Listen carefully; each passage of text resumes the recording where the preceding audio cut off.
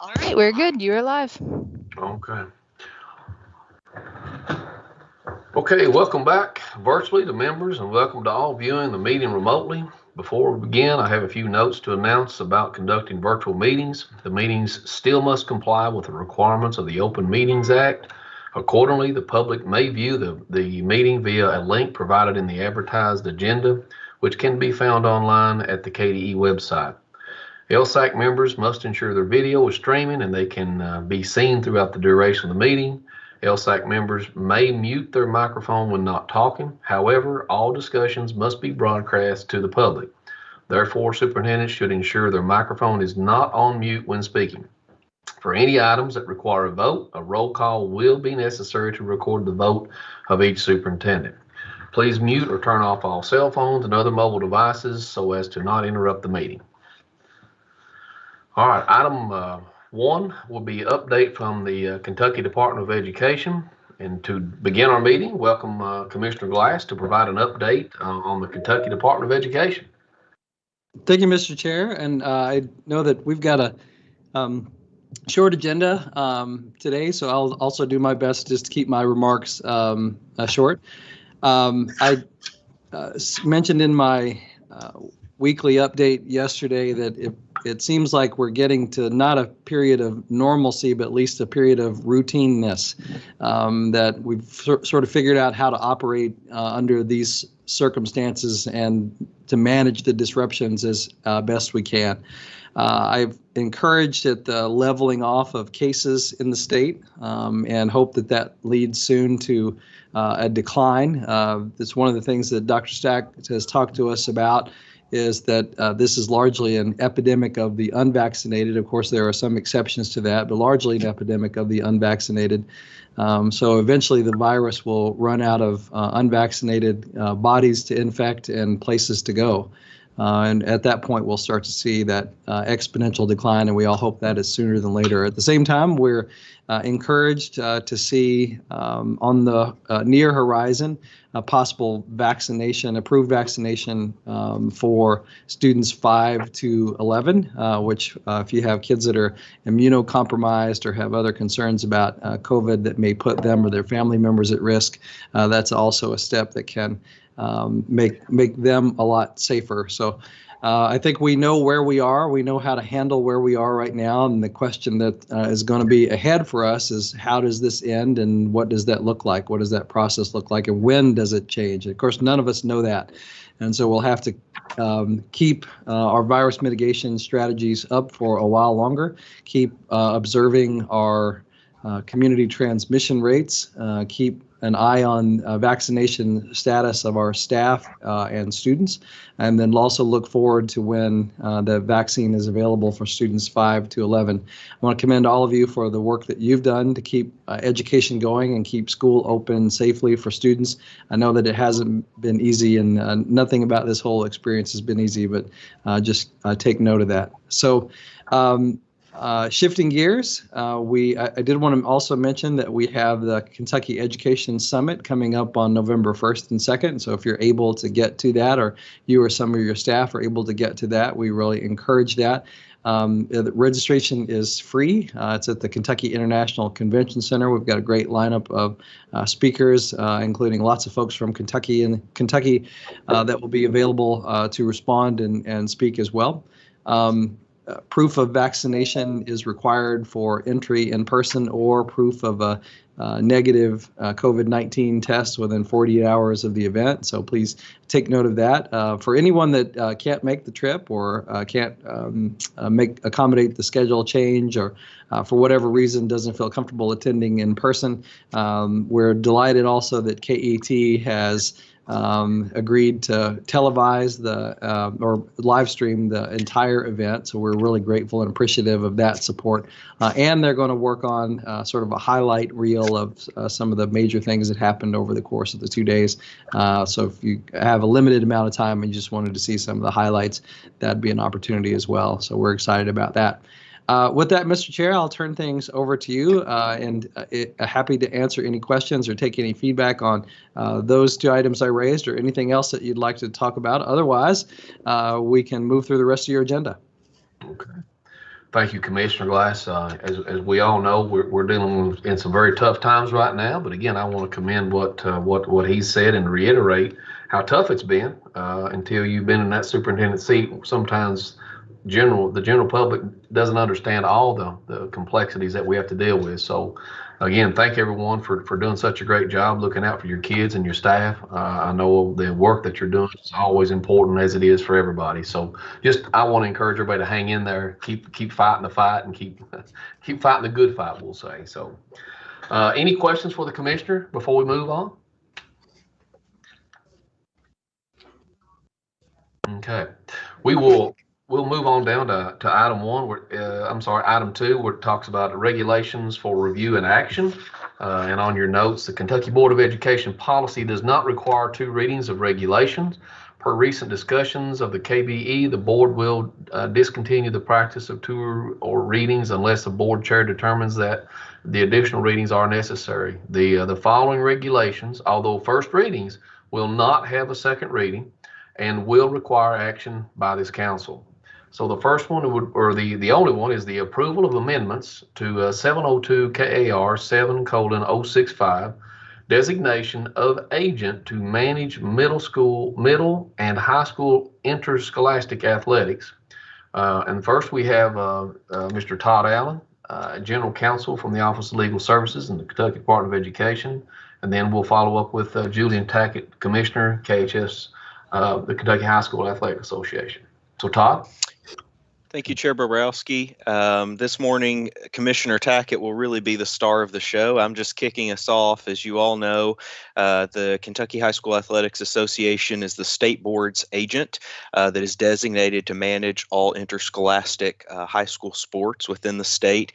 And they go through an annual review process of updating their bylaws, their procedures, their policies, all of their working documents, and then recommend those once a year to the state board for approval and incorporation into the administrative regulations. So the KHSAA has recommended to the state board some changes based on their changes that their body has recommended, and I'll turn it over to Commissioner Tackett to run through those with you. And you have those both in the regulation as well as the materials incorporated by reference that Meredith sent to you. Thanks, Todd, and good to see everybody. The only thing that has changed since the draft that you all saw earlier was recently there was action by our delegates at the annual meeting to allow for a tie-breaking procedure or a runoff election in the event that we get a number of candidates for our Board of Control. We had something happen a year ago that hadn't happened in a long time with about 5 or 6 candidates in one geographic area, to where one person actually got a plurality, but nobody was really the decided representative for that region. So there was a procedure created that will go into our Constitution. Other than that, the lion's share, and by that I mean 95% of any changes you see, were to incorporate the provisions of Senate Bill 128 into our various bylaws. So that was necessary for us to illustrate all those waivers. The statute is very straightforward on what the allowances were, and we've been trying to manage that, but it did require some changes in the accompanying regulations, and those are what you see before you. Mr. Collins, our General Counsel, and I'd be glad to take any questions, Mr. Bobrowski, any of you all have.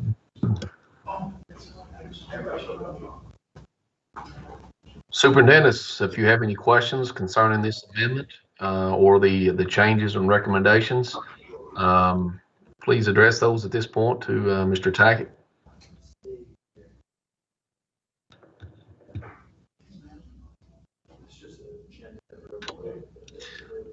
The only thing I could see, Commissioner, on this, and it's kind of been a pet peeve of mine. It's not anything negative or wrong or anything, I don't think, in a lot of respects.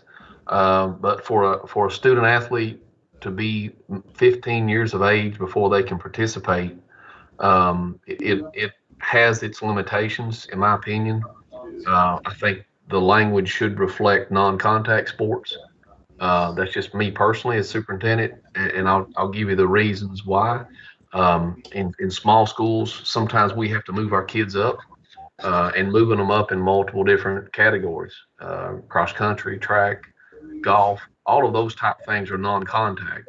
But I didn't know if there was any room for that particular issue to be resolved at any point in time, or is it just something we got to let go and move on?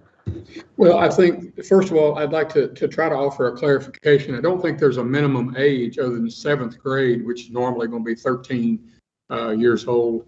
But that minimum age has been in there because there's a lot of other reasons. And this came out of a legislative review several years ago where the state legislature and their task force they put together brought in quite a few members of the medical community that did not think it was advisable to have kids that were 7 and 8 years apart in the same locker room, traveling on the same team. There was some dynamics that went far beyond the actual playing of the contests. Okay. And that is one of the reasons why the middle school regulation was enabled, was to try to not force, but create a good path for more organized middle school athletics where there's an appropriate age gap. You don't see, little league teams even that have 9 through 12 playing on the same team. They're generally age based and very close during that critical development time. So while there may be some really good stories about the days gone by when younger kids won, the medical community really was insistent when they met before the task force that we create a line there. So we still have 6 years of typical. As a matter of fact, to be honest with you, Tim, one of the objections that I originally had to Senate Bill 128 was that created a 7th year, because those kids that are here for an extra year later on, we could have a lot of gap. But I think it's been a way of managing that concern for the medical community.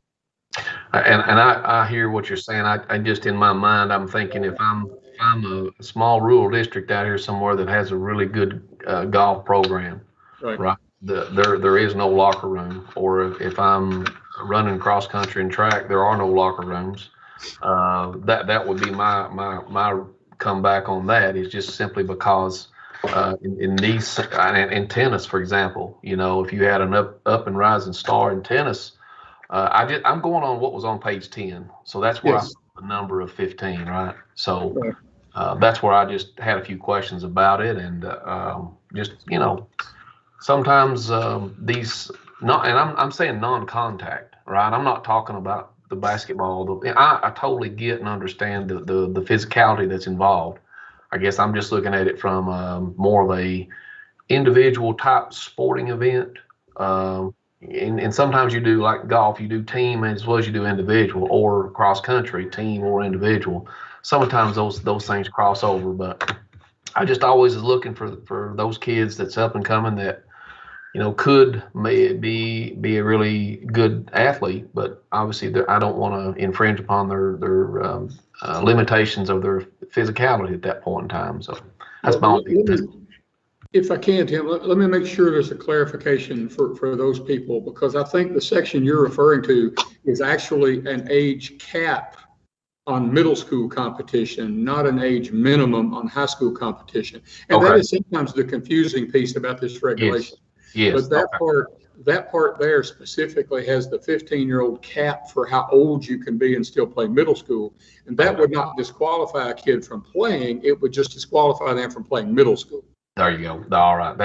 That's what I need to be able to make sure I convey to my folks here locally and superintendents. That's just kind of what you learn as you go through this stuff. When I had my AD look through this, they just kind of skipped over top of it and made that assumption. They passed it to me. So here we go. So there we go. Totally understand that.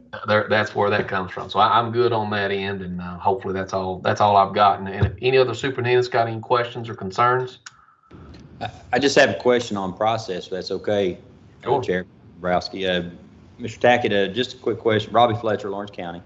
A question about process. Exactly, at the very beginning on pages 1 and 2, there's a lot of changes as far as level 1, level 2, level 3, level 4, level 5.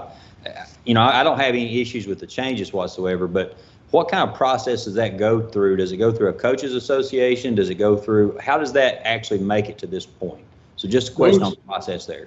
Okay, those particular recommendations come directly from the USA Football Organization, and those are changes they have made since the last time you all looked at this regulation. So that's part of our obligation in reporting this regulation to the Kentucky Board of Education, is to note those changes and make sure they are accurate. JJ. Thanks, sir. No problem, sir. All right, last call. All right, hearing none. This does require a motion and a roll call. Do I have a motion to approve the amendments to 702 KAR 7:065, designation of agent to manage middle and high school interscholastic athletics? Harry Burchett, Harrison County, I'll make that motion. Thank you, Mr. Burchett. I need a second, please. Tom Cochran, Johnson County, I'll second that. Thank you, Mr. Cochran. Any discussion? At this time, we'll have a roll call vote. Kirk Biggerstaff, Kirk Biggerstaff, yes. Tim Bobrowski, Tim Bobrowski, yes. Harry Burchett, Harry Burchett, yes. Tom Cochran, Tom Cochran, yes. David Cox, David Cox, yes. Robbie Fletcher, Robbie Fletcher, yes. Will Hodges, Will Hodges, yes. Sheila Mitchell, Sheila Mitchell, yes. David Raleigh, Kelly Ransdell, Kelly Ransdell, yes. Russ Tilford. Russ Tilford, yes. Okay, thanks everyone.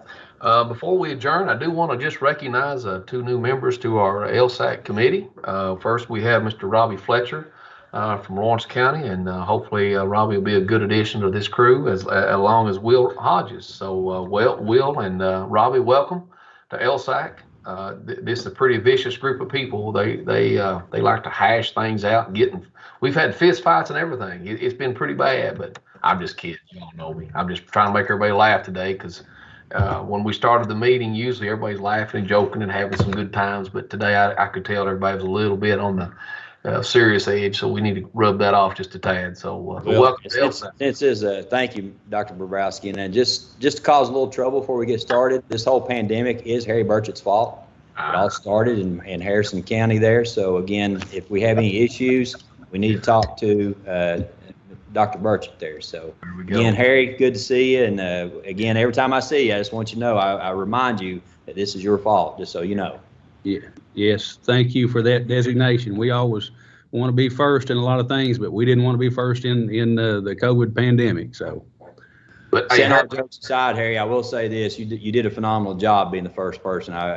Setting that aside, I thought you did a great job with your team there in Harrison County, and you set a lot of good examples for the rest of us. So, even though I tried to give you a hard time, I'm very proud to call you a colleague, and I thought you did an excellent job there. So, congratulations on all the work you do. Thank you. We've all got a great team, and back to the commissioner, interim Commissioner Brown and his team was a tremendous support during that time. They reached out that very first Saturday, he was reaching out to me saying, what can we do? So we've all done this together, as a state, I believe. I think we've all pulled together and showed what we can do in putting students first. And Commissioner Glass is right. We found a way to operate under these conditions. And so we're moving forward. Awesome. And Harry's got the biggest shoulders of anybody in this group, by the way, right? He can pack a lot. He's got it. We're all with you on that, brother. Will, welcome to our LSAC crew. Well, thanks for having me. It's a pleasure to serve and represent our at-large community here. And thank you all, and I appreciate it and look forward to working with you all in the future. Awesome. All right. Congratulations to both of you, we think. At this point, we will go ahead and close our meeting out because I know everybody's got a lot of things going on today. I will ask for an adjournment. Robbie Fletcher, motion to adjourn. Thank you, Robbie. Do we need a second on that? Even though it doesn't call for one, I just like to have one. Kelly Ransdell, second. Awesome, Kelly. Thank you so much.